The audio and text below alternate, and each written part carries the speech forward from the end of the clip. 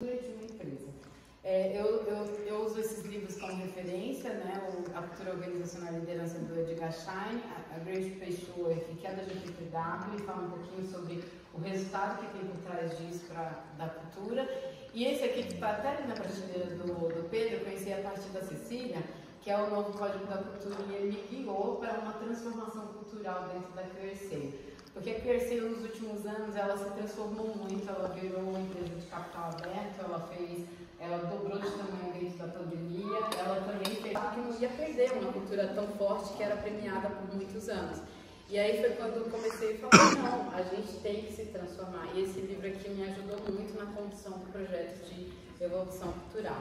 E aí, só para sintetizar, é o novo Código da Cultura, é esse livro aqui, tá?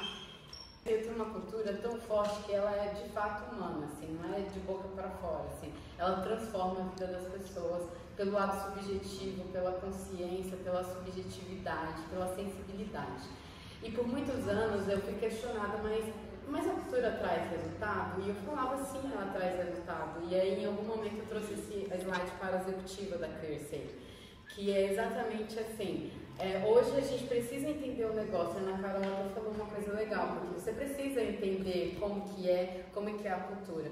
E assim, para a gente gerar resultado no negócio, a gente precisa ter uma cultura forte conectada à estratégia do negócio. E a gente precisa contratar pessoas que têm esse fit cultural e também saber manter ela dentro da cultura para ela conseguir fornecer o resultado no negócio. E para amarrar esse tripé, a gente tem um líder, porque de fato o líder influencia e molda assim, a cultura todos os dias. A forma que a pessoa age, a liderança age no dia a dia, ela transmite a cultura no dia a dia. E o resultado disso é uma análise que a GPTW fez em 2017 no livro da GPTW, que times que estavam mais aderentes à cultura e que a liderança era muito amarrada e tinha essa consciência forte de cultura, trazia mais resultados em produtividade, agilidade, inovação e também retenção. Isso é absurdo. Isso é um absurdo. Eu até falei, Hoje, para quem atua em RH, a gente tem muita dificuldade em trazer dados e só os dados em meio da tecnologia. Eu estou numa empresa onde tem muitas estatísticas. Para eu provar que a subjetividade ela é de fato um fator fundamental para o negócio, eu tenho que trazer dados. E hoje o Greg me ajuda muito nisso, em mostrar que a gente tem resultados a partir daquilo que a gente faz no subjetivo. E é surreal. A parte de monitoramento que também o Greg entra aqui. A gente seguiu, eu peguei o livro do novo Código da Cultura e fez uma modificação com base na realidade que a gente estava vivendo e eu segui esses 5 passos. O diagnóstico, ouvir as pessoas é fundamental, porque só ouvindo vocês aqui eu já aprendi muito, né? E hoje o que a gente fez, o primeiro momento foi diagnosticar. Então eu fiz depois uma análise SWOT, uma pesquisa, então a gente conseguiu ter a realidade do que a gente estava vivendo. A gente assumiu que a gente tinha perdido alguns ritos e alguns aspectos da cultura que a gente tinha e que a gente precisava criar outros, inclusive criar até valores novos para a gente conseguir impulsionar o negócio. Porque do jeito que a gente estava, a gente não ia conseguir mais alcançar os resultados que o negócio precisava. Então, a gente fez isso e a gente conseguiu escutar. A partir disso, eu consegui entender qual que era o estilo da cultura da QRC, né? Em qual parâmetro aqui o estilo da cultura da UA ela entrava. Era mais em acolhimento e agora está mais em propósito ou agora está mais em resultado? Então, essa aqui é uma pesquisa de Harvard que a gente também encontra nesse livro de novo Código da Cultura, que foi publicada na revista de Harvard de 2018, onde mostra um pouquinho qual é o estilo da cultura.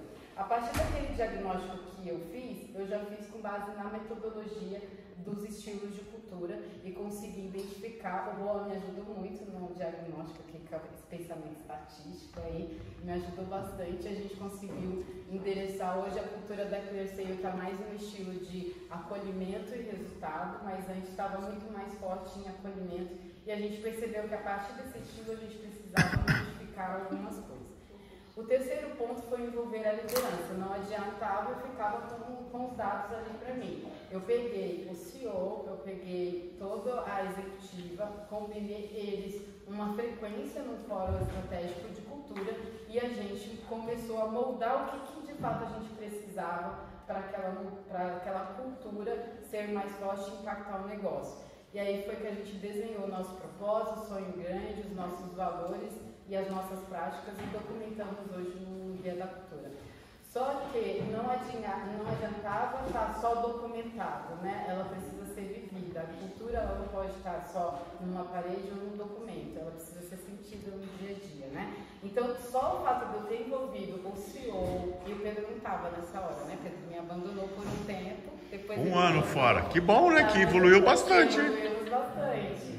E o próprio executivo teve o protagonismo no tema de cultura. Não era ele, especialista de cultura, que falava de cultura. Era o CEO falando de cultura dentro da empresa, falando que isso era fundamental para o negócio.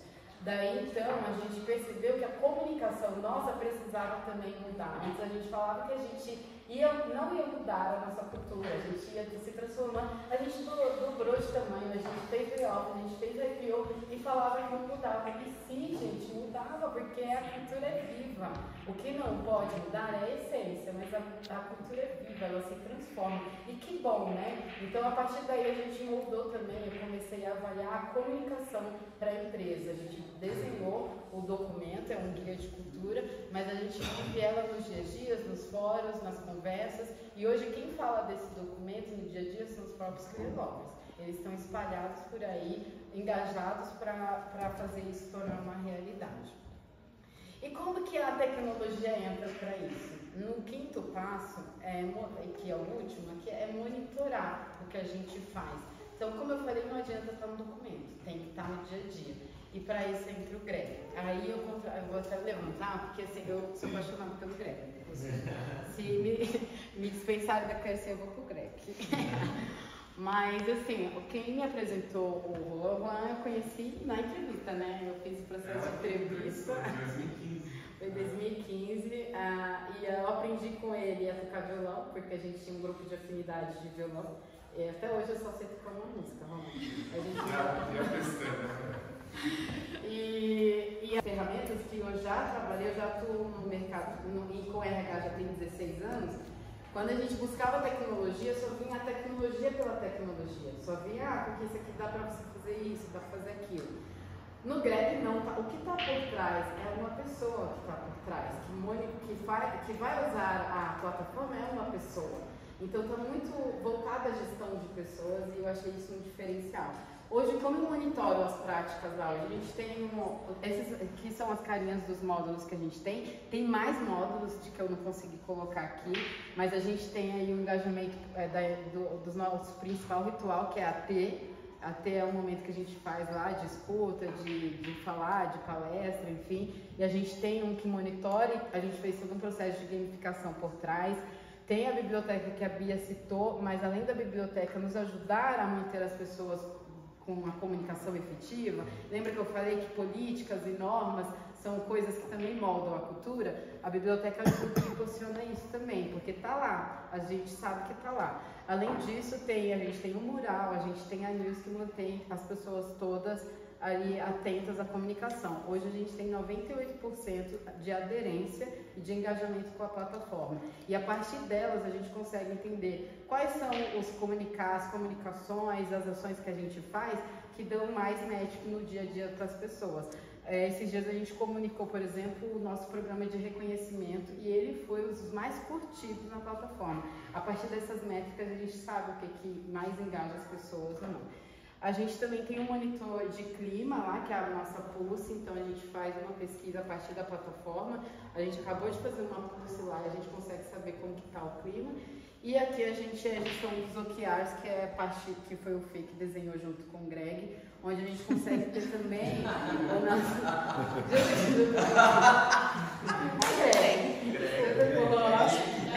junto com o Juan, onde a gente monitora a produtividade. Aqui entra as tarefas também, o portfólio, os OKRs, e isso daqui conecta muito com a estratégia de negócio, porque a Clearsail, ela está nessa nova gestão de OKRs só há 8 meses, né? 9 meses. A gente começou esse ano com gestão de OKRs, e hoje a Greg aqui, que é o nosso Discover, ele consegue nos ajudar a fazer as pessoas estarem conectadas com o negócio. Então, basicamente, é como a gente junta cultura e tecnologia no só lugar, e eu sou muito apaixonada pelo trabalho. Isso tudo reflete em resultados, né? Como a gente falou, a cultura, a gente tem aí as premiações por vários anos. Aqui são as recentes, aqui é um dado recente, 81% de confiança na GPTW agora de 2023, 93% de retenção aí, que é até o nosso OKR, e algumas premiações recentes. Então, eu acredito muito no poder, né, que a cultura tem de transformar as pessoas e também no poder que ela tem para impulsionar mais o negócio, né, trazendo resultado, e a tecnologia ajuda muito a tangibilizar isso. Boa! Uhul! Medem o sucesso da cultura conosco dos funcionários que voltam a trabalhar na segunda-feira de manhã. Eles não conseguem tangibilizar, como eu falei, é muito subjetivo, mas ela existe desde o momento que começou a criar a empresa, que criou a empresa. Construi isso, né? E aí eu ia dizer que a gente estava comentando com a Ana, acho que é um bom nicho de negócio. que é estruturada. Então, como você falou, né, já existia uma cultura, vocês trabalharam em cima de, né, talvez daqueles valores. Não. Existia, eu vou contar a minha história. Eu entrei lá na Clearseio, a Clearseio tinha, eu acho que eu era 80 e poucas funcionários. Era uma startup, eu falo que a Clearseio é uma startup de verdade, assim. A startup verdadeira é aquela que não tem dinheiro. Aí, né? Essa daí. Ó, não pode comprar isso. Que nasce sem dinheiro, né? Que essas empresas, nasce, fez captação. Pô, aí não é startup raiz. Startup raiz é que não tinha dinheiro. A gente ficou 5 anos. Quantos anos, Déia? 5? Fazendo processo seletivo no Excel, assim. Foi, então, no Excel. Só que lá não tinha, a cultura não era, eu acho que o grande diferencial, assim, ali, talvez, que eu acho que pode ser replicado nas outras startups, e depois eu, de alguma maneira, quando saí e fui para outros lugares que também eram startups, eu acho que é um modelo que talvez seja um modelo replicável, que é a cultura nasceu das pessoas. Então, qual foi o primeiro evento de cultura que foi feito na Clearseio? Pedro. Mas isso acho que parte do CEO fundador também. Colocou todas as pessoas e foi criada ali, a gente tinha lá 10 frases da cultura. Só que quem disse aquelas frases eram as pessoas que estavam lá. Não foi o Pedro. O Pedro não falou, é essa aqui, é isso aqui. O Pedro não, foi feita uma condução para que as pessoas trouxessem as frases.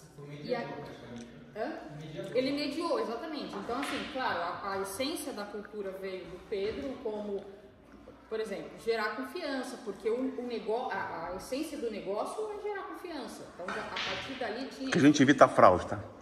Fraude digital. Então, já tinha isso ali na essência. Então, se você pensa que uma coisa aí é uma crença minha, né? Eu acho que o dia que nasce o negócio, nasce a cultura. Sim. Enfim, né? Então, falar no dia, o Pedro tem essa história dele. No dia que ele montou o escritório, que dividia com uma ONG que tinha 500 caixas, eu não vivi esse dia, mas eu sei da história, ali nasceu aquela cultura.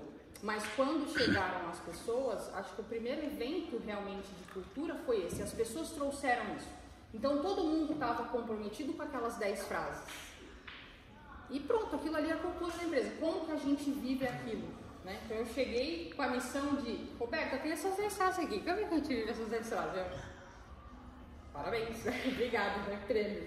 Mas acho que veio muito daí, assim, eu sinto a sua dor quando você fala de startup que realmente não tem isso estruturado e não tem, e eu acho que é justamente porque talvez quando alguém cria uma startup, a pessoa, né, o empreendedor, o fundador, que não é fácil lidar com fundadores, porque tem o sonho, né? Eu acho que eles têm que a gente volta na questão do nível de consciência, eles não sabem que não sabem, e talvez o Pedro, por ser intuitivo, por ser da vivência dele, seja lá qual for o motivo, talvez ele já sabia que não sabia, então como é que a gente cria aquela cultura, mas talvez esse possa ser no início. Sabe, quem são aquelas pessoas que estão ali? Chegou num lugar, tem 10 pessoas, vamos aqui, gente, qual que é a cultura que a gente quer para esse lugar? É essa cultura aqui. Vamos dessa? Então é essa, porque todo mundo se comprometeu a partir dali. E a partir disso, olha só a força que ela teve, né? Que foi um pouco do que a Déia trouxe. Acho que houve sim a mudança, porque o negócio mudou. E se o negócio mudou, a cultura mudou, porque ela é viva. Mas a força dela, quando fala da confiança, quando fala da autonomia, eu acho que a essência ela tá lá ainda, né? Até hoje. Ela foi mudando porque o negócio foi mudando, mas acho que a essência dela, ela vive. Que é criada bem no começo, assim. Exato. Então a cultura, ela existe. Às vezes... Também, ela tem que ser casada com a sua estratégia. Exato. Né? Então, assim, o Pedro, como você falou, ele trouxe, e talvez ele recrutou muito bem aquelas 10 pessoas, mas... Não sou qualquer uma. Está muito claro, mas para esses lugares que realmente a cultura ela não é vivida, ela é difícil, ela também é a cultura certa para a estratégia, porque assim, o que eu escuto muito de gestores, né? Ana, o cara é muito bom, ele veio do ITA, só que ele não sempre é o ITA, né? Só que ele não sabe falar. Ele não consegue fazer várias coisas ao mesmo tempo. A gente está, tipo, agora lançando várias cidades, então o cara tem que, né? Enfim, ele tem que ser financeiro, tarará. E aí eu tento, a estratégia daquele momento, não é que o cara é ruim, é que eu tenho uma cultura ali, daquele momento, que é o quê? No caso ali a gente tinha, né? Ninguém era nada, a gente falava, né? Então, alguém chegava falando, eu quero cargo, eu quero, né? Enfim, você não tem, é verdade, você não tem cargo, tá? Você é operações. Enfim, para isso refletir na estratégia do negócio, que era o quê? Lançar que nem louco, acabou, enfim, né? Não vou dar detalhes, mas era isso. Então, não sei se o Greg pode entrar, se quiser complementar, Ana, se o Greg pode entrar nisso, assim, de como, né, garantir também que tudo isso que você está fazendo, você está atendendo a estratégia do negócio.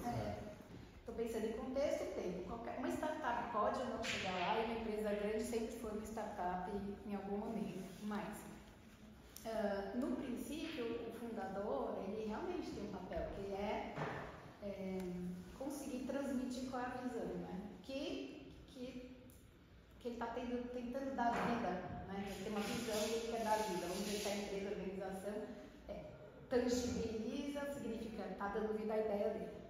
Naquele momento ele é fundamental, né? Porque sem ele não tem nada no papel.